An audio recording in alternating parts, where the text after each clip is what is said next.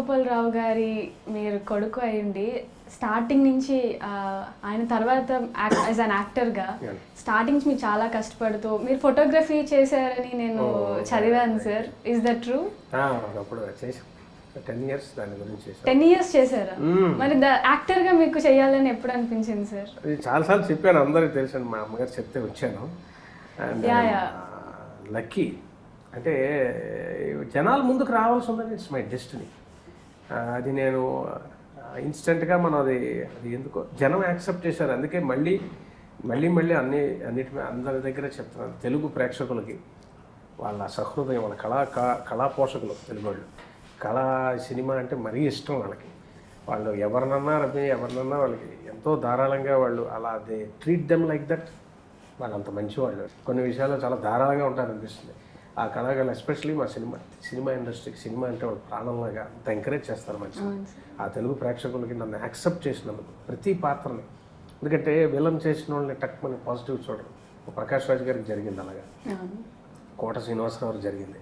Father చూసిన వాళ్ళకి especially negative చేసిన వాళ్ళకి పాజిటివ్ చేస్తే చూస్తారు, పాజిటివ్ చేసిన వాళ్ళు నెగిటివ్ చేస్తే చాలా కష్టం అయిపోతుంది. నాకు బోత్ ద వేస్, నేను ఇది చేస్తారు, అది చేసి చూస్తారు. నేను మెసేజ్ చెప్తే చాలా సీరియస్గా వింటారు, మెసేజ్ చెప్తే వింటారు. దానికి మెసేజ్ చెప్తే వినాలంటే నేను ఒక పాజిటివ్ ఇది నిన్ను తీసుకోవాలి. ఫ్యామిలీ మనిషి అయి ఉండాలి, ఫ్యామిలీలో యాక్సెప్టెన్స్ అయి ఉండాలి జనాల్లో. తప్ప మెసేజ్ తీసుకురండి.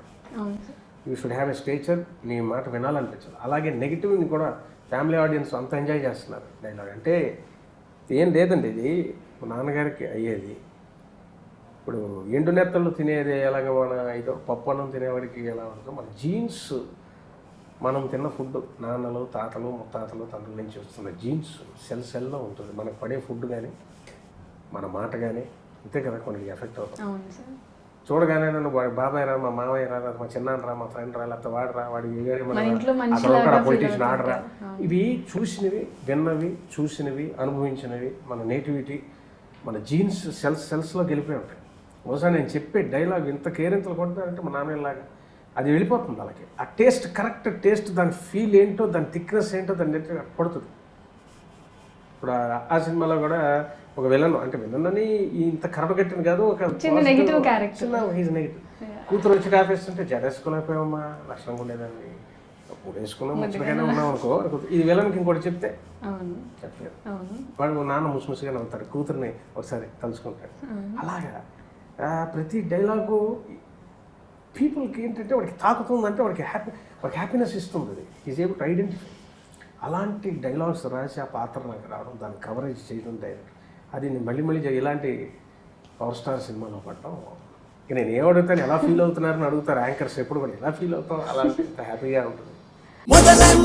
మొదలే ఎదలో నీ ఊహలే, కదిలే నీ వైపుకి అడుగులే, అదిరే జతగా కుదిరే మన ఇద్దరి అల్లరే. భానుమతి